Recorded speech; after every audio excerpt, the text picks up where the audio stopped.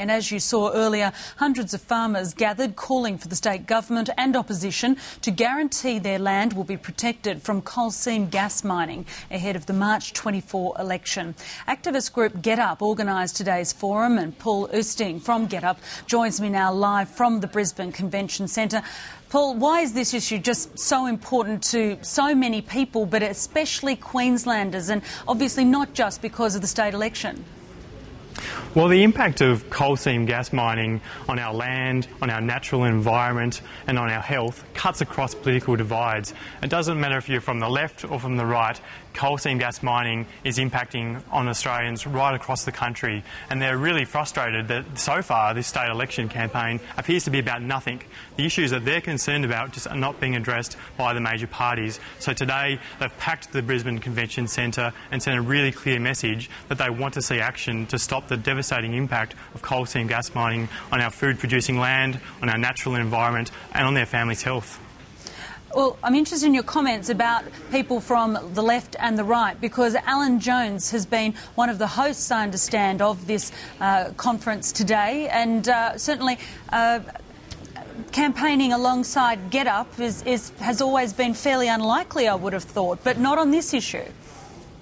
Well, I think it really shows the absolute strength of the movement against coal seam gas mining, that you have people from the farm coming together with environmentalists working together to try and stop the devastating impact that it's having on our natural environment, on the food-producing land. So I think it really should send a strong message to the ALP and the LNP that they need to do more on this issue, that they need to make this state election campaign about substantive issues like coal seam gas mining. And you've had other high-profile support, I understand? Well, we had Lee Kernaghan, who opened the forum today, which was just fantastic. The crowd really responded to that. We've had 4 women who have been directly impacted in their daily lives by coal seam gas mining, who live and work on the land, given their personal accounts of what it's like to have your family's farm suddenly turned into a gas field. The impacts of that have just been devastating on many families, and we've just really seen the crowd respond to that. They're now marching on the executive building as we speak to try and make their concerns heard, because so far they've been absolutely ignored. What's the next step in this campaign from Get Up's point of view? Are we going to see another kind of conference or forum elsewhere in the country? Well, the impacts of coal seam gas mining are on the natural environment as well as on our land, on our water aquifers and on our family's health. And one of the areas that have been really negatively impacted by coal seam gas mining is the Great Barrier Reef. We've seen from the dredging there that's occurring to put in these new export facilities that the marine wildlife is being seriously damaged, and also our fishing industry.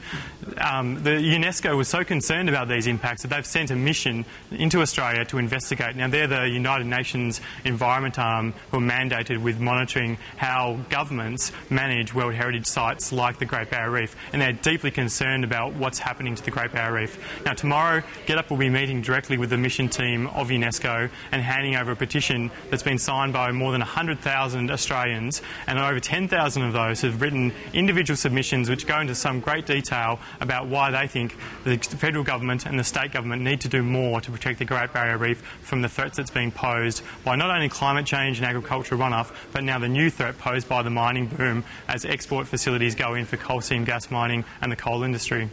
Paul Oosting from Get Up, thanks very much for your time on Newsday. Thanks for having me.